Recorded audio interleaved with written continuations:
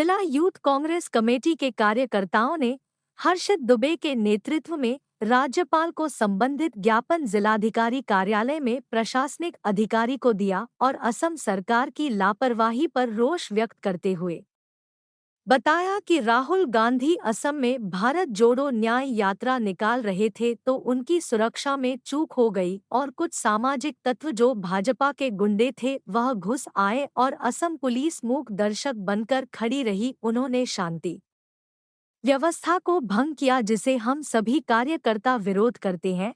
उन्होंने कहा कि राहुल गांधी के परिवार में बहुत कुर्बानियां दी हैं। जिला यूथ कांग्रेस कमेटी कार्यकर्ताओं ने राहुल गांधी की सुरक्षा की मांग करते हुए असम सरकार की कार्यशैली पर सवाल उठाए हैं। ज्ञापन देने वालों में चौधरी असलम, रमेश श्रीवास्तव, मुकेश वाल्मीकि, साहिब सिंह आदि यूथ कांग्रेस के कार्यकर्ता उपस्थित थे। अच्युत दुबे, मैं जिलाध्यक्ष हूँ युवा कांग्रेस बरेली का। क्या मामला है? देखिए, हमारी भारत जोड़ो न्याय यात्रा हमारे राहुल गांधी जी के नेतृत्व में चल रही है। ये न्याय यात्रा मणिपुर से शुरू हुई। मणिपुर की स्थिति आप समझ रहे हैं, राहुल जी ने वहीं से यात्रा शुरू की।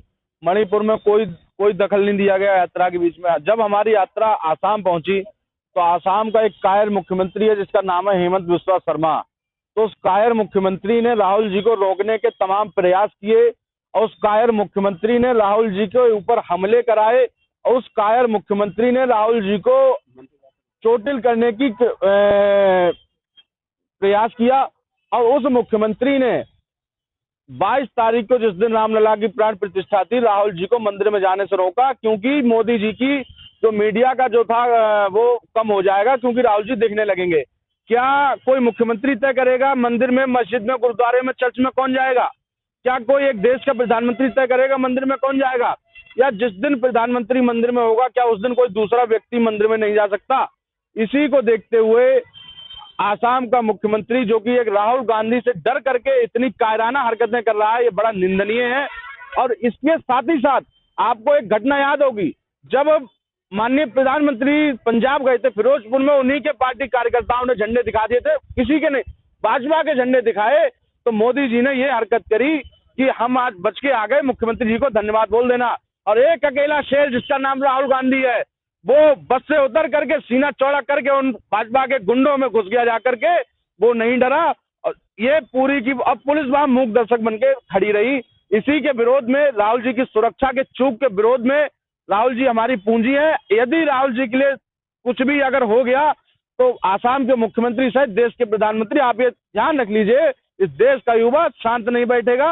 अब प्रदर्शन और जोरदार प्रदर्शन करेगा पूरे देश के अंदर। जैसा कि आपको मालूम है, पूरे देश में हाहाकार मचा हुआ है। लगातार बलात्कार की घटनाएं हो रही हैं, लगातार उत्पीड़न हो रहा है। मणिपुर पूरा चल रहा है कंटिन्यू 3-4 महीने से। इसको देखने वाला, इसकी सुध लेने वाला कोई नहीं है। ऐसे में हमारे युवा हृदय सम्राट भारतीय कांग्रेस कमेटी के पूर्व अध्यक्ष और सांसद राहुल गांधी जी ने ये बीड़ा उठाया कि उनके घरों तक पहुंचे, उनके घरों की बातें करें, उनके हालात की जानकारी लें, उनकी कहीं ना कहीं मदद करें। तो ऐसे में उन्होंने जो यात्रा का जो कार्यक्रम, न्याय यात्रा का कार्यक्रम बनाया है, उसे भारतीय जनता पार्टी उसकी शक्ति, उसकी ताकत को देख के बौखला रही है और लगातार कहीं ना कहीं अपने शासन का, प्रशासन का, सरकारी मशीनरी का दुरुपयोग करके उनकी यात्रा को रोकने का कुंठित प्रयास किया जा रहा है। लगातार मुख्यमंत्री इस पर मैदान में आ जाते हैं, कई केंद्रीय मंत्री मैदान में आ जाते हैं। उन्हें कहीं ना कहीं किसी ना कहीं इनकार प्रकार उस यात्रा को रोकना चाहते हैं। जो यात्रा इस भारत की जनता के लिए की जा रही है, जो यात्रा भारत की जनता को न्याय दिलाने के लिए की जा रही है, जो यात्रा भारत की जनता जो बलात्कार से पीड़ित है, जो सांप्रदायिक दंगों से पीड़ित है, उन्हें उससे निजात दिलाने के लिए, उन्हें इंसाफ दिलाने के लिए राहुल गांधी ने जो यात्रा का कार्यक्रम किया है, उस यात्रा को भारतीय जनता पार्टी, आरएसएस के लोग और उनकी सरकार के लोग किसी तरह से रोकना चाहते हैं। इसकी हम निंदा करते हैं। दूसरी बात, हर आदमी मर्यादा भगवान श्री पुरुषोत्तम राम को मानता है और उसमें उसकी आस्था है।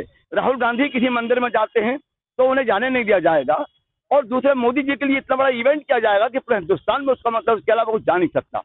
जिन लोगों ने आंदोलन किया, मुरली मनोहर जोशी हो, चाहे राजकिशन आडवाणी हो, तमाम लोगों ने आंदोलन किया, तमाम लोगों की वजह से मंदिर का फैसला आया। उन्हें आपने दरकिनार कर कर केवल वन मैन शो साबित करके ये बताया कि कोई हिंदू नहीं है उनके अलावा हिंदुस्तान के अंदर।